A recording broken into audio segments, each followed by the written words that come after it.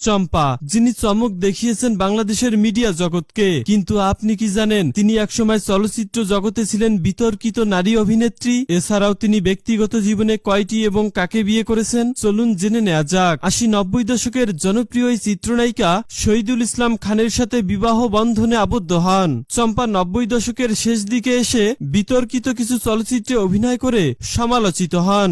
যদিও প্রথম দিকে সুপারহিট প্রেম দিওয়ানা ছবিতে মান্নার সাথে ঘনিষ্ঠ দৃশ্য অভিনয় করেন, তবে বিশু ছবিতে ডিপজলের সাথে সংক্ষিপ্ত পোশাকে, বিতর্কিত গানে আর বিপ্লবী জনতা চলচ্চিত্রে দুষ্টু দুষ্টু দৃশ্যে অভিনয় করে তুমুল সমালোচনার মুখে পড়েন। কিংবদন্তি এই চলচ্চিত্র নায়িকার খুব কাছের আত্মীয় হন চিত্রনায়িকা সুচান্দা ও ববিতা তার বোন, ওমর সানি তার ভাগ্নে, মৌসুমী তার ভাইজি, রিয়াজ তার আপন চাচাতো ভাই। চলচ্চিত্র জগতে তার প্রভাব ছিল অসম্ভব শক্তিশালী। ৮০-৯০ দশকের জনপ্রিয় প্রভাবশালী চিত্রনায়িকা চম্পা সম্পর্কে